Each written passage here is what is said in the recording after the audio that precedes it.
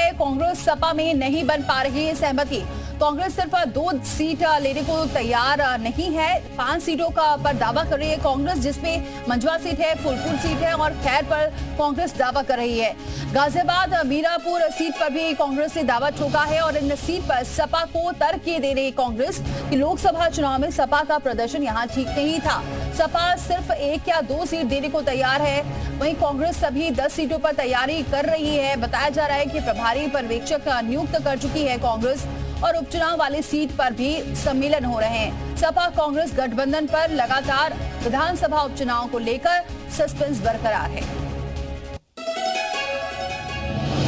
तो बड़ी खबर आपको बताएं, अभी भी सस्पेंस बरकरार है क्योंकि सपा 2 सीटें देना चाहती है, लेकिन कांग्रेस ज्यादा सीटों की मांग कर रही है। विशाल हमारे साथ जुड़ चुके हैं इस खबर पर। विशाल, अभी भी सस्पेंस बरकरार है सपा कांग्रेस के बीच सीटों को लेकर और बार बार यही बात निकलकर सामने आ रही है कि सपा ज्यादा सीटें देने को तैयार नहीं है और कांग्रेस ज्यादा सीटों की डिमांड कर रही है। देखिए, बिल्कुल उत्तर प्रदेश में जो गठबंधन है, इंडिया गठबंधन, उसको लेकर अभी तक फिलहाल जो है साफ संकेत नहीं दिखाई पड़ रहे हैं। जो सूत्र हैं वो ये बता रहे हैं कि कांग्रेस जो है उसने अपनी दावेदारी जो है 4 सीटों पर मजबूती से कर दी है, लेकिन समाजवादी पार्टी 2 सीटों से ज़्यादा नहीं देना चाहती है और इसी वजह से लगातार गठबंधन को लेकर जो अटकलें हैं वो अब जो है साफ तौर पर संकेत उसके दिखाई पड़ने लगे हैं कि कहीं ना कहीं से गठबंधन अब खटाई में पड़ता हुआ नजर आ रहा है। हालांकि अभी दोनों ही दलों के जो नेता हैं वो खुलकर नहीं बोल रहे हैं, कह रहे हैं कि गठबंधन को लेकर चर्चा जो है वो आगे चल रही है, लेकिन जो अंदर खाने ये बातचीत है कि अभी तक जो है ना तो हरी झंडी कांग्रेस की तरफ से मिली है और ना ही सपा से मिली है। तो ऐसे में चूंकि ये कहा जा रहा है कि इसी महीने के अंतिम में अधिसूचना जो है वो जारी हो जाएगी, तो ऐसे में उससे पहले समाजवादी पार्टी और कांग्रेस जो है उसके गठबंधन को लेकर कोई औपचारिक ऐलान ना होते हुए देखकर ये बिल्कुल साफ हो चुका है कि दोनों ही अपने अपने दल जो है। देखिए विशाल, ये जो कांग्रेस ये तर्क दे रही है कि जो सीटें रही हैं लोकसभा चुनाव में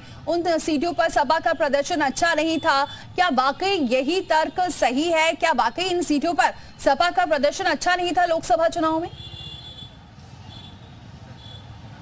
देखिए, बिल्कुल लोकसभा चुनाव में इन सीटों पर समाजवादी पार्टी के प्रत्याशी हारे थे। ऐसे में ये तर्क कांग्रेस की तरफ से है, लेकिन समाजवादी पार्टी की तरफ से ये तर्क है कि उत्तर प्रदेश में कांग्रेस का बड़ा जनाधार नहीं है, ऐसे में उनको हम 2 सीटों से ज़्यादा नहीं देंगे। और चूंकि हरियाणा चुनाव में या जम्मू कश्मीर के चुनाव की बात कर लें या अब जो है आने वाले महाराष्ट्र के चुनावों की बात कर लें, इनमें भी जो है इंडिया गठबंधन को लेकर बहुत साफ संकेत नहीं है कि समाजवादी पार्टी को कोई सीट दे रहे हैं, क्योंकि हरियाणा में समाजवादी पार्टी सीट चाह रही थी, लेकिन इंडिया गठबंधन ने साफ तौर पर जो है कांग्रेस ने मना कर दिया कि वो सीट नहीं दे पाएगा।